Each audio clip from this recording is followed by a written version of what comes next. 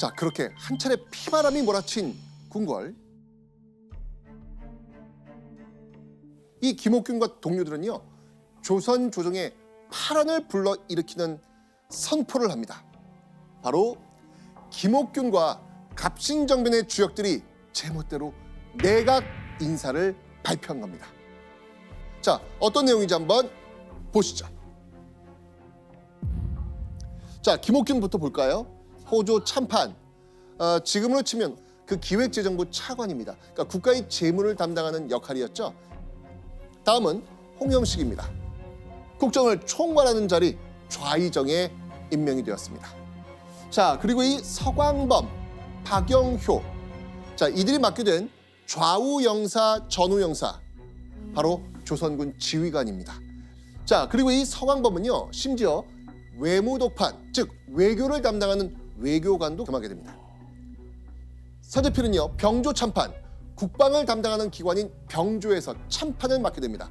군사권, 외교권, 재정권 등 국가의 주요 관직을 모두 꿰찹니다. 이제 김옥균과 급진계합파가 만들고 싶었던 정권이 점점 완성되어 가고 있음을 이야기하고 있는 것이죠. 자, 그런데요, 김옥균과 동료들이 새로운 인사 개편안을 발표한 이때 김옥균의 계획에 차질이 생깁니다. 무슨 일일까요? 근데 여기서도 삐거덕 하는 일이 벌어져요. 김옥균에게 위협을 느꼈던 고종과 명성황후가 창덕궁으로 돌아가겠다라고 한 거예요. 김옥균이 과연 이 고종과 명성황후 요청을 들어줬을까요? 안 들어줬을 아니요, 것 안 같아요. 들어주죠. 당연히 반대합니다. 네. 그러면 왜 데려왔겠습니까? 그죠? 그런데 고종이 김옥균이 없는 사이에 일본 공사를 부릅니다. 그리고는 창덕궁으로 돌아가겠다라고 요구한 거죠. 이때 일본 공사는 과연 고종의 요청을 들어줬을까요? 안 들어주죠. 안 들어줄 것 같은데. 그 김옥균하고 같은 패니까 지금. 들어줍니다. 요청을 들어줘요. 왜요? 왜요? 왜요? 왜 그랬을까? 이유가 있습니다. 일본은요, 청나라가 이번 정변에 개입하지 않을 거라고 생각했던 것이죠. 고종 부부가 창덕궁으로 돌아가도 위험하지 않겠다, 이런 판단한 겁니다. 그래서 창덕궁으로 옮겨달라는 고종 부부의 요구를 들어준 거죠. 그리고 고종과 명성황후의 환심을 좀 살 수 있겠다. 와, 그 과정에서도 또 그게 또 생각이 있었네요. 그렇죠. 오. 자, 그렇게 갑신정변 둘째 날 오후, 고종과 명성황후는 거처를 다시 창덕궁으로 옮기게 됩니다. 자, 이러면서 김옥균과 급진계합파 동료들은요, 창덕궁의 수비를 강화하죠. 김옥균은 동시에 청나라군의 움직임도 주시하면서 철저한 경계태세에 들어갑니다. 1884년 10월 19일 갑신정변 셋째 날, 김옥균과 동료들은 내각 발표에 이어 쉴 새 없이 다음 단계를 밟습니다. 그리고 그야말로 조선의 근간을 뒤흔드는 아주 충격적인 발표를 하게 됩니다. 자, 어떤 내용인지 한번 보시죠. 갑신정변 개혁 정강. 김옥균과 급진계합파는 조선을 어떻게 바꾸고 개혁할 것인가, 구체적인 내용을 담은 개혁 정강을 발표합니다. 당시 발표된 개혁 정강에는요, 한 80여 개의 조항이 있었다고 하는데요, 현재는 14개의 조항만이 전해지고 있습니다. 그래요? 자, 첫 번째 내용 한번 보겠습니다. 흥선대원군을 가까운 시일 내에 돌아오게 하고 청에 대한 조공의 허례를 폐지한다. 왜 그럴까요? 근데 이런 요구하면 안 되지 않아요? 왜냐면 그러니까. 급진 개혁하는 사람들인데 그 쇄국을 하는 그 흥선대원군 데려와서 본인들이 좋을 건 없잖아요. 이 질문 너무 좋은지, 왜냐면 이 질문을 정말 많이 해요. 네, 저희 말씀드릴게요. 흥선대원군이 인질로 잡혀 있는 한 청나라의 요구를 들어줄 수밖에 없으니까 빨리 데려오자는 거예요. 지금 그들이 인질로 잡아가지고 지금 뭔가 좀 하려고 하는 거죠. 압박을 맞아요. 주고 있잖아요. 그러니까 빨리 데려오자는 거였죠. 예. 쉽게 말해서 정강 1조의 내용은요. 바로 청나라의 간섭을 완전히 벗어나 조선을 자주적인 나라로 만들겠다는 의지가 지금 담겨 있는 것이죠. 자, 그리고 대신들은 매일 궁궐안 회의소에서 회의하고 왕에게 보고한 뒤 법령을 발표하여 시행할 것. 그러니까 중요한 회의를 고종 빼고 신하들끼리 진행한다는 겁니다. 조선은 어떤 나라입니까? 왕의 나라. 왕의 나라입니다. 왕조입니다. 와. 그리고 지금 법령을 발표하는 주체가 지금 누구로 보입니까? 왕이 회의하는 아니라 이 대신들. 회의한 대신들, 갑신정변의 주역들. 아, 그렇죠. 맞습니다. 와. 조선에서는 상상할 수도 없는 그런 내용이 지금 여기 담겨져 있는 겁니다. 와. 자, 이 개혁 정각에 가장 큰 충격을 받았을 인물은 누구겠습니까? 고종. 고종이죠. 고종이죠. 김옥균과 같은 신하들을 아꼈던 만큼 아마 인간적인 배신감도 크지 않았을까라는 생각이 듭니다. 그런데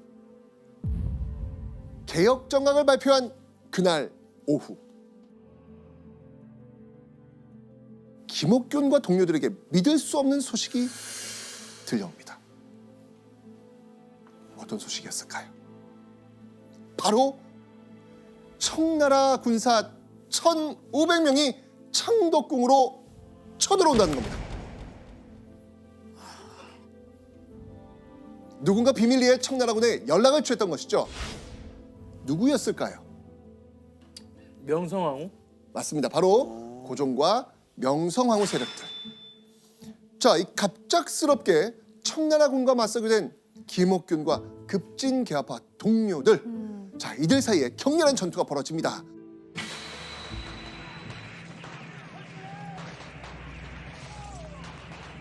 그리고 이때 전세가 김옥균과 동료들에게 불리하게 돌아가기 시작하죠.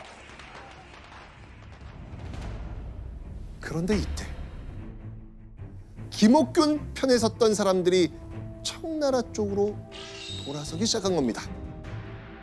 사실 이 조선의 군사들은요, 김옥균과 동료들을 완전히 신뢰하고 따르는 그런 상태는 아니었거든요. 그거를 보고 판이 바뀐 거예요. 자, 이러면서 청나라 편으로 돌아섰던 것입니다. 그리고 창덕궁을 점거하고 있던 일본군과 청나라 군사들이 남아있죠. 네. 결국 이 둘 사이에 소규모 전투가 벌어집니다.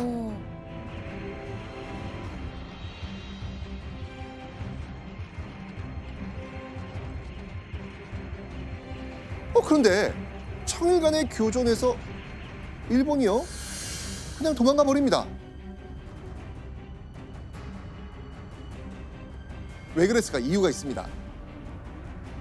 사실 일본군의 퇴로는 안전하게 보장할 테니 철수하라는 일본과 청나라 사이 모종의 거래도 있었던 듯합니다. 그래서 일본은요, 청나라 싸우다가 퇴각을 해버린 것이죠. 1884년 10월 19일 저녁, 결국 청나라군의 개입으로 갑신정변은 3일 만에 실패로 끝나게 됩니다. 그래서 갑신정변을 3일 천하라고도 부르죠. 자, 그렇다면 김옥균과 정변의 주도자들은 어떻게 됐을까요? 몰래 인천으로 가서 곧바로 일본으로 도망쳤다. 자, 이게 무슨 내용인 것 같아요? 이제 그렇죠. 지금 청나라한테 쫓기고 지금 조선에서도 쿠데타 일으킨 거니까 갈 곳이 거기밖에 없는 것 같은데요. 도와줄 사람이. 예. 맞습니다. 그래서 김옥균이 선택한 곳은 바로 그에게 익숙한 어디? 일본. 일본이었던 것입니다. 1884년 10월 26일 김옥균은 동료들과 함께 일본에 도착합니다. 자, 그렇다면 일본은 김옥균과 이 동료들의 망명을 받아줬을까요? 그래도 계속 도와줬으니까. 그리고 일단은. 고위직을 일단 김옥균이 많이 알고 있었으니까 받아줬을 것 같아요. 또 이렇게 인맥을 또 동원해서 음. 네, 일본은 이들의 망명을 받아줍니다. 어. 김옥균은 10년간 일본에서 지냈지만 조선의 근대화에 도움이 될 만한 어떤 방법도 찾지 못합니다.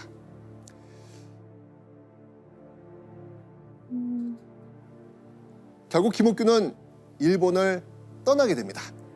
다른 나라에서 방법을 찾기로 한 것이죠. 자, 김옥균이 찾은 다른 나라는 과연 또 어떤 나라였을까요?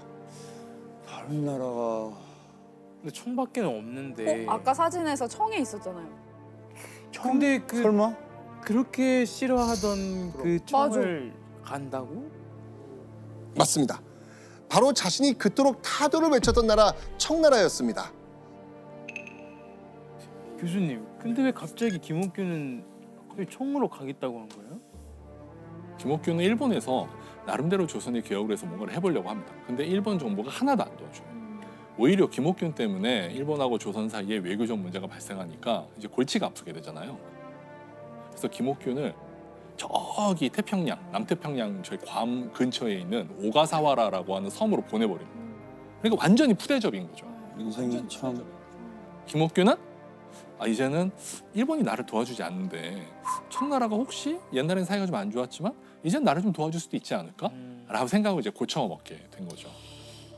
그 일본이 너무 자기를 가둬놓고 이제 무시하니까 반대로 이제 청에 대해서 좋은 감정을 갖게 된 거네요. 그렇죠. 뭐 일본에서 지금 할 수 있는 게 없잖아요. 야.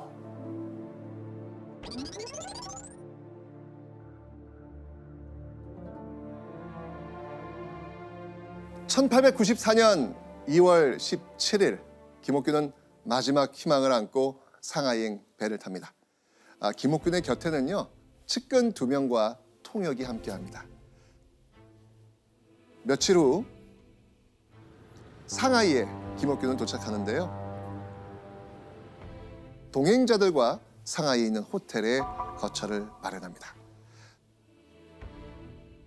자, 그리고 상하이에 도착한 다음 날 김옥균은 호텔방에서 여유롭게 책을 읽으면서 시간을 보내고 있었습니다.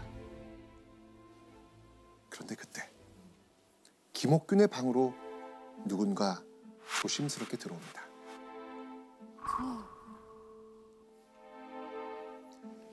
바로 김옥균을 따라 청나라로 함께 온 동행자 중 한 명이었습니다. 같이 온 사람이었어요? 네, 같이 온 사람.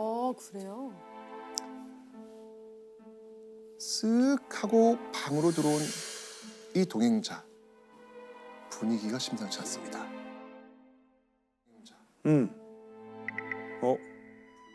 이상한데.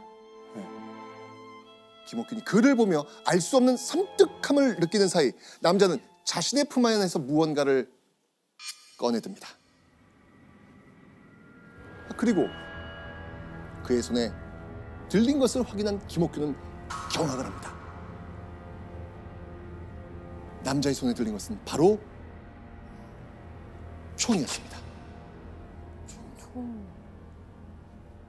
김옥균이 경악에 물든 사이 남자는 김옥균을 향해 총을 쏩니다. 김옥균은 머리와 몸에 총을 맞고 그 자리에서 즉사합니다. 과연 그의 정체는 무엇이었을까요? 김옥균을 저격한 남자의 이름은요, 바로 홍종우. 홍종우는 조선 최초의 프랑스 유학생이라는 타이틀을 갖고 있습니다. 프랑스 유학생 출신인 홍종우는요, 서양 문물에 관심이 많았던 김옥균에게 일본에서 의도적으로 접근합니다. 그리고 김옥균이 상하이로 갈 때 동행을 한 것이죠. 자, 그런데 홍종우는 대체 왜 김옥균을 살해했을까요? 그러게요. 그게 이해가 안 돼요. 그의 정체는 다름 아닌 고종이 보낸 자객이었습니다.